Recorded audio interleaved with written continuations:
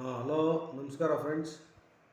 I am Rajani Lokesh. ನಾನಿವತ್ತು ನಿಮಗೆಲ್ಲ ಈ ಸರ್ವೆ ಇಲಾಖೆ ಅಂದರೆ ಭೂಮಾಪನ ಮತ್ತು ಕಂದಾಯ ವ್ಯವಸ್ಥೆ, ಭೂ ದಾಖಲೆಗಳ ಇಲಾಖೆ, ಈ ಇಲಾಖೆಯ ಕಾರ್ಯಚಟುವಟಿಕೆ ಮತ್ತು ಆ್ಯಕ್ಟಿವಿಟೀಸ್ ಆಫ್ ದಿ ಡಿಪಾರ್ಟ್ಮೆಂಟ್ ಏನು ಉದ್ದೇಶ, ಧ್ಯೇಯೋದ್ದೇಶಗಳೇನು ಮತ್ತು ಕಾರ್ಯಚಟುವಟಿಕೆಗಳ ಬಗ್ಗೆ ಈ ಇಲಾಖೆಯ ಸಂಕ್ಷಿಪ್ತವಾಗಿ ನಾನು ಹೇಳೋಕ್ಕೊಡ್ತೀನಿ. ಏನಪ್ಪ ಅಂದರೆ, ಭೂಮಾಪನ ಇಲಾಖೆ ತುಂಬ ಪುರಾತನವಾದಂಥ ಇತಿಹಾಸವುಳ್ಳ ಇಲಾಖೆ ಆಗಿರುತ್ತೆ. ಯಾಕೆಂದರೆ ಬ್ರಿಟಿಷರು ಭಾರತಕ್ಕೆ ಬಂದು ಇಡೀ ಎಲ್ಲ ಇಂಡಿಯಾನ ಸರ್ವೆ ಮಾಡಿ ಆಯಾ ಪ್ರಾಂತ್ಯವಾರು, ರಾಜ್ಯವಾರು, ವಿಭಾಗವಾರು, ಜಿಲ್ಲಾವಾರು ಭೂ ದಾಖಲೆಗಳನ್ನೆಲ್ಲ ಕ್ರೋಢೀಕರಿಸಿ ಈ ಇಲಾಖೆಯನ್ನು ಸಂಘಟನೆ ಮಾಡಿದರು. ತದನಂತರ ಈ ಎಲ್ಲ ಇಲಾಖೆಗೆ ಮೂಲ ಇಲಾಖೆ ಬಂದು ಕಂದಾಯ ಇಲಾಖೆ, ಅಂದರೆ ಮಾತೃ ಇಲಾಖೆ. ಕಂದಾಯ ಇಲಾಖೆಗೆ ಮಾತೃ ಇಲಾಖೆ ಭೂಮಾಪನ ಇಲಾಖೆ, ಅಂದರೆ ಸರ್ವೆ ಡಿಪಾರ್ಟ್ಮೆಂಟ್. ಇದರಲ್ಲಿ ಕಂದಾಯವನ್ನು ಫಿಕ್ಸ್ ಮಾಡೋದು, ರೈತರು ಹಿಡುವಳಿ ಜಮೀನನ್ನು ಅಳತೆ ಮಾಡೋದು, ನಕ್ಷೆ ತಯಾರಿಸೋದು, ಮತ್ತು ಕಂದಾಯವನ್ನು ನಿಗದಿಪಡಿಸೋದು, ಮತ್ತು ಈ ಹಿಂದೆ ಬ್ರಿಟಿಷರು ಮಾಡಿರ್ತಕ್ಕಂಥ 140 ವರ್ಷದ ಹಳೆ ಸರ್ವೆ ದಾಖಲೆಗಳನ್ನು ಸಂರಕ್ಷಣೆ ಮಾಡೋದು, ಹಾಗೂ ಆಗಿಂದಾಗೆ ರೈತರ ಹಿಡುವಳಿ ಜಮೀನುಗಳು ಹಕ್ಕು ಬದಲಾವಣೆಗಳನ್ನ ಇಂಡೀಕರಿಸೋದು, ಅಂದರೆ ಇನ್ಕಾರ್ಪೊರೇಷನ್ ಮಾಡ್ತಕ್ಕಂಥದ್ದು ಈ ಇಲಾಖೆಯ ಭಾಳ ಮುಖ್ಯವಾದಂಥ ಉದ್ದೇಶಗಳಾಗಿರ್ತದೆ. ಅದರಲ್ಲಿ ಮೊದಲನೇ ಕಾರ್ಯಚಟುವಟಿಕೆ ಏನಪ್ಪ ಅಂದರೆ, ಮೂಲ ದಾಖಲೆಗಳನ್ನು ಸಂರಕ್ಷಣೆ ಮಾಡ್ತಕ್ಕಂಥದ್ದು. ಮೂಲ ದಾಖಲೆಗಳನ್ನು ಮೊದಲನೇದಾಗಿ ಮೂಲ ದಾಖಲೆಗಳನ್ನ ಸಂರಕ್ಷಣೆ ಮಾಡ್ತಕ್ಕಂಥದ್ದು. ಅಂದರೆ ಬ್ರಿಟಿಷರು ಏನು ಹಿಂದೆ ಅಳತೆ ಮಾಡಿ, ಸರ್ವೆ ಮಾಡಿ, ಕಂದಾಯವನ್ನು ನಿಗದಿಪಡಿಸಿ ಹೆಚ್ಚು ಖರ್ಚಿಲ್ಲದೆ ಸರಳ ರೀತಿಯಲ್ಲಿ ಮ್ಯಾನ್ಯಲ್ಲಾಗಿ ಏನು ಸರ್ವೆ ಮಾಡಿ ಸರ್ವೆ ದಾಖಲೆಗಳನ್ನು ತಯಾರು ಮಾಡಿದ್ದಾರೆ, ಅದನ್ನು ಸಂರಕ್ಷಣೆ ಮಾಡ್ತಕ್ಕಂಥದ್ದು. ಪ್ರಸ್ತುತ ಕಾಲದಲ್ಲಿಯೂ ಹಿಡುವಳಿ ಜಮೀನುಗಳು ಮತ್ತು ಸರ್ಕಾರಿ ಜಮೀನುಗಳ ಗಡಿಗಳನ್ನು ನಿರ್ಧರಿಸಲು ಮೂಲ ಸರ್ವೆ ದಾಖಲೆಗಳೇ ಆಧಾರವಾಗಿರುತ್ತೆ. ಮತ್ತು ಯಾವುದೇ ರೈತರ ಜಮೀನನ್ನು ಅಳತೆ ಮಾಡಬೇಕಾದ್ರೂ, ಗಡಿ ಗುರುತಿಸ್ಬೇಕಾದ್ರೂ ಆ ಮೂಲ ದಾಖಲೆಗಳೇ ನಮಗೆ ಇವತ್ತಿಗೂ ಇಂದಿಗೂ ಪ್ರಸ್ತುತವಾಗಿದೆ. ಅಂತಹ ದಾಖಲೆಗಳನ್ನು ಸಂರಕ್ಷಣೆ ಮಾಡ್ತಕ್ಕಂಥದ್ದು ಈ ಇಲಾಖೆಯ ಮೊದಲ ಧ್ಯೇಯ ಮತ್ತು ಮೊದಲ ಆದ್ಯತೆ. ನೆಕ್ಸ್ಟು ನಿರ್ವಹಣೆ ಮೇಂಟೆನೆನ್ಸ್ ಮಾಡ್ತಕ್ಕಂಥದ್ದು. ಅಂದರೆ ಈ ಹಿಂದೆ ಬ್ರಿಟಿಷರು ಮಾಡಿರ್ತಕ್ಕಂಥ ಹಲವಾರು ಸರ್ವೆ ದಾಖಲೆಗಳನ್ನು ಶಿಥಿಲಗೊಂಡಿದ್ದಾವೆ, ಮತ್ತು ಸುಮಾರು 150-200 ವರ್ಷ ಆದ್ದರಿಂದ ಅವು ಎಲ್ಲ ಪೇಪರಲ್ಲಿ ಇರ್ತಕ್ಕಂಥ ದಾಖಲೆಗಳಾದ್ದರಿಂದ ಆ ಗ್ರಾಮದ ಗಂಟುಗಳಲ್ಲಿ ಹಲವಾರು ಮೂಲ ಟಿಪ್ಪಣಿ ಇರ್ಬೋದು, ಇಸಾ ಟಿಪ್ಪಣಿ ಇರ್ಬೋದು, ಅಥವಾ ಬೇರೆ ಬೇರೆ ಸರ್ವೆ ದಾಖಲೆಗಳು ತುಂಬ ಶಿಥಿಲವಾಗಿವೆ. ಮತ್ತು ಎಲ್ಲ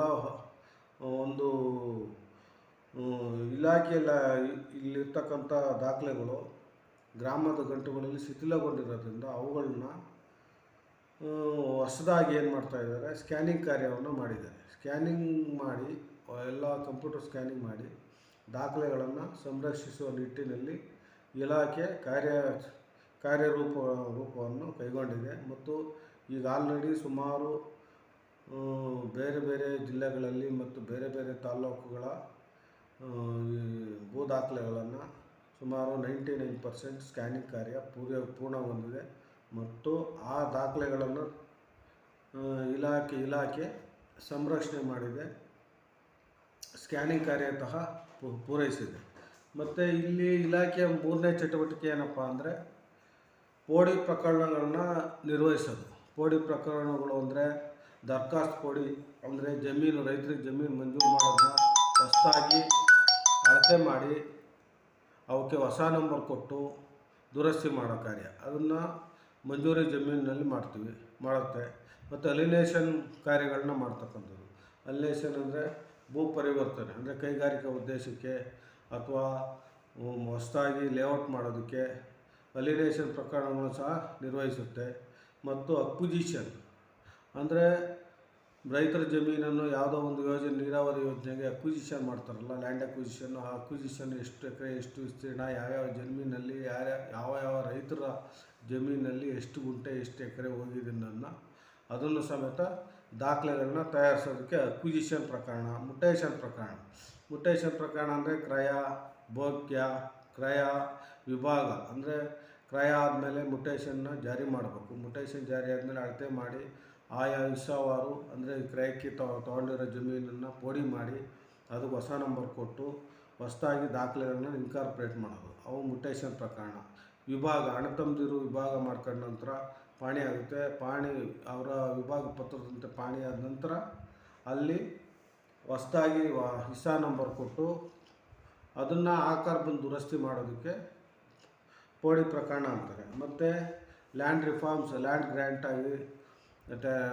ಗ್ರ್ಯಾಂಟ್ ಪ್ರಕರಣಗಳು ಮತ್ತು ಲ್ಯಾಂಡ್ ರಿಫಾರ್ಮ್ಸ್ ಪ್ರಕರಣಗಳು, ಕೋರ್ಟ್ ಪಾರ್ಟಿಷನ್ ಡಿಗ್ರಿ ಅಥವಾ ಕೋರ್ಟ್ ಕಮಿಷನ್ ವಾರಂಟು, ಮತ್ತು ಹದ್ದುಬಸ್ತು ಪ್ರಕರಣಗಳು. ರೈತರು ಅಳತೆಗೆ ಹದ್ದುಬಸ್ತಿಗೆ ಅರ್ಜಿ ಕಟ್ಟಿದಾಗ ಆ ಹದ್ದುಬಸ್ತು ಪ್ರಕರಣಗಳನ್ನು ಸಹ ನಿರ್ವಹಿಸ್ತಕ್ಕಂಥದ್ದು ಇಲಾಖೆ ಜವಾಬ್ದಾರಿಯಾಗಿರುತ್ತೆ.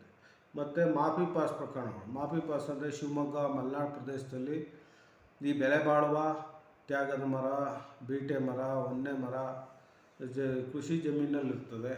ಆ ಕೃಷಿ ಜಮೀನಲ್ಲಿ ಮೊದಲು ಇಲಾಖೆ ಅಂದರೆ ಅರಣ್ಯ ಇಲಾಖೆಯ ಅನುಮತಿಯನ್ನು ಪಡೆದು ರೈತರು ಆ ಒಂದು ಗಡಿಯನ್ನು ಜಂಟಿ ಸರ್ವೆ ಮಾಡಿ, ಅಂದರೆ ಫಾರೆಸ್ಟ್ ಇಲಾಖೆ ಮತ್ತು ರೆವಿನ್ಯೂ ಕಂದಾಯ ಇಲಾಖೆಯಿಂದ ಜಂಟಿ ಮೋಜಣಿ ಮಾಡಿ ಆ ಜಮೀನಲ್ಲಿರ್ತಕ್ಕಂಥ ಬೌಂಡ್ರಿಯನ್ನು ಗುರುತಿಸಿ ಅದರೊಳಗೆ ಆ ರೈತರ ಹಿಡುವಳಿ ಜಮೀನಲ್ಲಿ ಏನು ಮರವಳಿ ಬರುತ್ತೆ ಅವನ್ನ ಕಟಾವು ಮಾಡೋದಕ್ಕೆ ನಾವು ಮಾಫಿ ಪಾಸ್ ಪ್ರಕರಣ ಅಂತೀವಿ.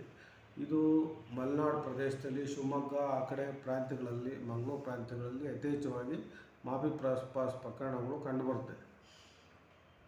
ಮತ್ತು ಸಿ ಸಿ ಡಬ್ಲ್ಯೂ ಅಂದರೆ ಕೋರ್ಟ್ ಕಮಿಷನ್ ವಾರಂಟ್. ಕೋರ್ಟು ಯಾವುದೇ ಒಂದು ಟೆಕ್ನಿಕಲ್ ಇಶ್ಯೂ ಇದ್ದಾಗ, ಯಾವುದೇ ಒಂದು ಸರ್ವೆ ಇಲಾಖೆಗೆ ಸಂಬಂಧಪಟ್ಟಂಥ ಮಾಹಿತಿ ಪಡೆಯಲು ಸಿ ಡಬ್ಲ್ಯೂ ಅಂದರೆ ಕೋರ್ಟ್ ಕಮಿಷನರ್ನ ನೇಮಕ ಮಾಡುತ್ತೆ. ಆ ಪ್ರಕರಣಗಳನ್ನ ಸಹ ಸರ್ವೇಯರ್ಗಳು ಹೋಗಿ ಅಳತೆ ಮಾಡಿ ಟೆಕ್ನಿಕಲ್ ಮ್ಯಾಟರ್, ಅವರೇನು ಕ್ವಶನ್ ಆಫ್ ಇಶ್ಯೂಸ್ ಏನು ಕೇಳಿರ್ತಾರೆ ಅದಕ್ಕೆ ಆನ್ಸರ್ ಮಾಡಿ ನಕ್ಷೆ ತಯಾರಿಸಿ ಕೋರ್ಟ್ಗೆ ಮಾನ್ಯ ನ್ಯಾಯಾಲಯಕ್ಕೆ ವರದಿ ಸಲ್ಲಿಸ್ತಕ್ಕಂಥ ಪ್ರಕರಣಗಳು.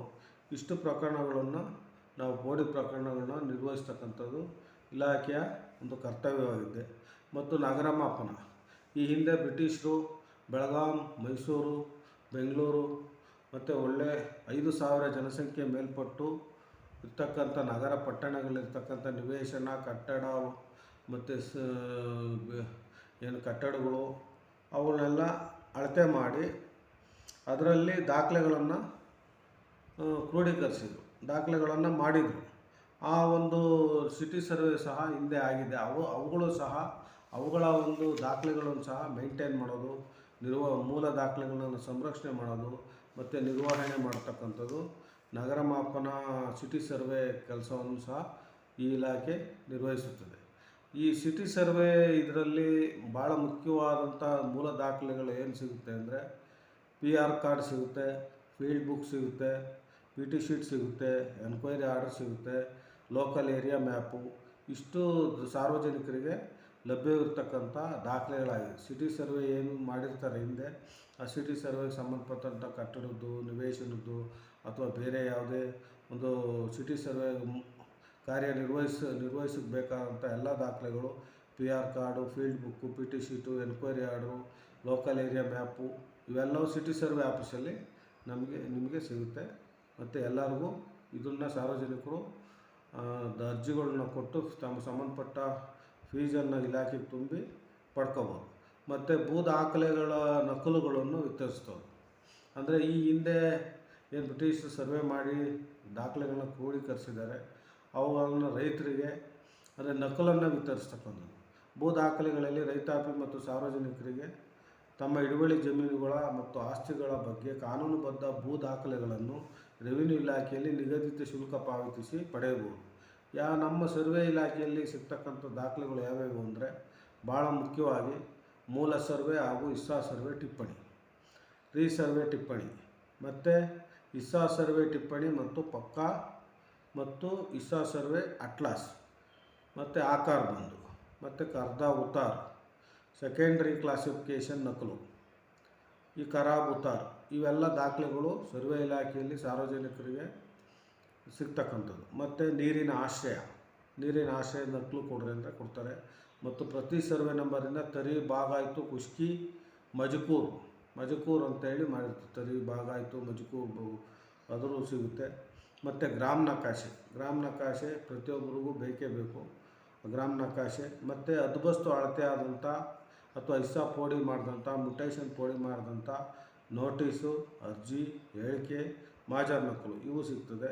ಮತ್ತು ಯಾವುದೇ ADLR DDLR ಆದೇಶಗಳು ಸಹ ಆ ಆದೇಶದ ನಕಲು ಸಿಗುತ್ತೆ. ಮತ್ತು ಹದ್ಬಸ್ತು ಸ್ಕೆಚ್, ನೀವೇನು ರೈತರು ಅಳತೆ ಮಾಡಿಸಿ ಸಂಬಂಧಪಟ್ಟಂಥ ಇಲಾಖೆಗೆ ಫೀಸ್ ತುಂಬಿ ಹದ್ಬಸ್ತು ಅಳತೆ ಮಾಡಿಸ್ತೀರ, ಅದರ ಹದ್ಬಸ್ತು ನಕಲು ಸಹ ಸಿಗುತ್ತೆ. ಇವಿಷ್ಟು ಭೂ ದಾಖಲೆಗಳು ಸರ್ವೆ ಇಲಾಖೆಯಲ್ಲಿ ಸಿಗ್ತಕ್ಕಂಥ ಭೂ ದಾಖಲೆಗಳಾಗುತ್ತೆ. ಭಾಳ ಮುಖ್ಯವಾದಂಥ ಭೂ ದಾಖಲೆಗಳು. ಇದನ್ನು ಸಹ ಇಲಾಖೆ ಕಾರ್ಯರೂಪಕ್ಕೆ ತಂದಿದೆ. ಈ ಎಲ್ಲ ಒಂದು ದಾಖಲೆಗಳನ್ನು ಸಾರ್ವಜನಿಕರು ತಮ್ಮ ಹಿಡುವಳಿ ಜಮೀನನ್ನು ನೋಡ್ಕೊಳ್ಳೋಕ್ಕೆ ಮತ್ತು ಸರ್ಕಾರಿ ಜಮೀನು ಯಾವುದು ಅಂತ ನೋಡ್ಕೊಳ್ಳೋಕ್ಕೆ ಈ ದಾಖಲೆಗಳು ಭಾಳ ಪ್ರಾಮುಖ್ಯವಾದಂಥ ದಾಖಲೆಗಳಾಗಿದೆ. ಮತ್ತು ನೆಕ್ಸ್ಟು ಕಾರ್ಯಚಟುವಟಿಕೆಯಲ್ಲಿ 6ನೇದಾಗಿ ತರಬೇತಿ. ಅಂದರೆ ಹೊಸದಾಗಿ ಭೂಮಾಪಕರು ನೇಮಕಗೊಂಡಾಗ ಮತ್ತು KAS ಆಫೀಸರು ನೇಮಕಗೊಂಡಾಗ ಮತ್ತು ಇಲಾಖೆಗೆ ಭೂಮಾಪಕರನ್ನು ನೇಮಕಗೊಂಡಾಗ ಅವರಿಗೆ ಮೈಸೂರು ಅಥವಾ ಗುಲ್ಬರ್ಗ ತರಬೇತಿ ಕೇಂದ್ರದಲ್ಲಿ ತರಬೇತಿಯನ್ನು ನೀಡ್ತಕ್ಕಂಥದ್ದು ಈ ಇಲಾಖೆ ಮೊದಲನೇ ಕಾರ್ಯವಾಗಿದೆ. ಅಂದರೆ ಹೊಸದಾಗಿ ಅಪಾಯಿಂಟ್ ಆದಂಥ ಎಲ್ಲ ಭೂಮಾಪಕರಿಗೆ ಅಥವಾ ಕಂದಾಯ ಇಲಾಖೆ ನೇಮಕಗೊಂಡಂಥ ಎಲ್ಲ ಅಧಿಕಾರಿಗಳಿಗೆ ಇಲ್ಲಿ ತರಬೇತಿಯನ್ನು ನೀಡ್ತಾ ಇದ್ದಾರೆ. ಮತ್ತು ಅಂತಾರಾಜ್ಯ ಗಡಿ ಅಳತೆ. ಈಗ ಇಂಟರ್ಸ್ಟೇಟ್ ಡಿಸ್ಪ್ಯೂಟ್ ಅಂತಂದರೆ ತಮಿಳುನಾಡು ಕರ್ನಾಟಕ ಬಾರ್ಡರ್ ಡಿಸ್ಪ್ಯೂಟು, ಆಂಧ್ರ ಮತ್ತು ಕರ್ನಾಟಕ ಬಾರ್ಡರ್ ಡಿಸ್ಪ್ಯೂಟು, ಮತ್ತು ಬೆಳಗಾಂ ಕರ್ನಾಟಕ ಮತ್ತು ಮಹಾರಾಷ್ಟ್ರ ಏನು ಬೌಂಡ್ರಿ ಡಿಸ್ಪ್ಯೂಟು, ಇಂಟರ್ಸ್ಟೇಟ್ ಏನು ಡಿಸ್ಪ್ಯೂಟ್ ಇದೆ ಅಂತಾರಾಜ್ಯ ಅಳತೆಗಳನ್ನು ನಿರ್ವಹಿಸ್ತಕ್ಕಂಥದ್ದು ಇಲಾಖೆ ಜವಾಬ್ದಾರಿಯಾಗಿರುತ್ತೆ. ಮತ್ತು ಗ್ರಾಮ ನಕಾಶೆಗಳನ್ನು ಡಿಜಿಟೈಸೇಷನ್ ಮಾಡ್ತಕ್ಕಂಥದ್ದು, ಅಂದರೆ ಗಣಕೀಕೃತ ಮಾಡ್ತಕ್ಕಂಥದ್ದು. ಗ್ರಾಮ ನಕಾಶೆಗಳನ್ನ ತುಂಬ ಹಳೆಯದಾಗಿರ್ತಕ್ಕಂಥ ಗ್ರಾಮ ನಕಾಶೆಗಳು ಇರೋದರಿಂದ ಅವುಗಳನ್ನು ಹೊಸದಾಗಿ ಗ್ರಾಮ ನಕಾಶೆಗಳನ್ನ ಡಿಜಿಟೈಸೇಷನ್ ಮಾಡುತ್ತಾರೆ. ಮತ್ತು ಮರುಭೂಮಾಪನ ಕಾರ್ಯ 9ನೇ ಕಾರ್ಯ ಏನಪ್ಪ ಅಂದರೆ ಮರುಭೂಮಾಪನ ಕಾರ್ಯ ಅಂದರೆ ರೀಸರ್ವೆ ಮಾಡ್ತಕ್ಕಂಥದ್ದು. ಮತ್ತು ಪರವಾನಗಿ 10ನೇದು ಏನಪ್ಪ ಅಂದರೆ ಪರವಾನಗಿ ಭೂಮಾಪಕರನ್ನ ಆಯ್ಕೆ ಮಾಡೋದು, ಅವರಿಗೆ ಲೈಸೆನ್ಸ್ ಕೊಡೋದು, ಮತ್ತು ಅವ್ರನ್ನ ಒಂದು ಪೋಡಿ ಕಾರ್ಯಕ್ಕೆ ಮತ್ತು ಇಲಾಖೆಯಲ್ಲಿ ಮ್ಯುಟೇಷನ್ ಪೋಡಿ ಇರ್ಬೋದು, ಲೆವೆನ್ನಿ ಇರ್ಬೋದು ಅಥವಾ ತತ್ಕಾಲ್ ಪೋಡಿ ಇರ್ಬೋದು, ಈ ಒಂದು ಕಾರ್ಯಗಳಿಗೆ ನಿಯೋಜಿಸ್ತಕ್ಕಂಥದ್ದು ಇಲಾಖೆ. ಇವರು ಸಹ ನೇಮಕ ಮಾಡಿಕೊಂಡು ಇವ್ರ ಮುಖಾಂತರ ಕೆಲಸವನ್ನು ನಿರ್ವಹಿಸ್ತಕ್ಕಂಥದ್ದು ಈ ಒಂದು ಭೂಮಾಪನ ಇಲಾಖೆ ಮಾಡ್ತಾಯಿದೆ. ಮತ್ತು ಈ ಇಲಾಖೆಗೆ ಸಂಬಂಧಪಟ್ಟಂಥ ಮುದ್ರಣಾಲಯ ಬೆಳಗಾಂ ಮತ್ತು ಮೈಸೂರು ಮತ್ತು ಧಾರವಾಡ 2 ಕಡೆ ಒಂದು ಪ್ರಿಂಟಿಂಗ್ ಪ್ರೆಸ್ ಇದೆ. ಅಂದರೆ ಇದಕ್ಕೆ ಸಂಬಂಧಪಟ್ಟಂಥ ಇಲಾಖೆಗೆ ಸಂಬಂಧಪಟ್ಟಂಥ ಫಾರಮ್ಗಳು, ನಕಾಶೆಗಳು, ಬೇರೆ ಏನೇನು ಬೇಕು ಇಲಾಖೆಗೆ ಅವುಗಳನ್ನು ಮತ್ತು ಆಕಾರ ಬಂದು ಇವನ್ನೆಲ್ಲ ಪ್ರಿಂಟ್ ಮಾಡ್ತಕ್ಕಂಥದ್ದಕ್ಕೆ ಒಂದು ಪ್ರಿಂಟಿಂಗ್ ಪ್ರೆಸ್ ಸಮೇತ ಧಾರವಾಡ ಮತ್ತು ಮೈಸೂರಲ್ಲಿದೆ. ಇಷ್ಟು ಇಲಾಖೆಯ ಕಾರ್ಯಚಟುವಟಿಕೆಗಳು, ಇಲಾಖೆ ನಿರ್ವಹಿಸ್ತಕ್ಕಂಥ ಕಾರ್ಯಚಟುವಟಿಕೆಗಳಾಗಿರ್ತವೆ. Okay friends, thank you. Okay.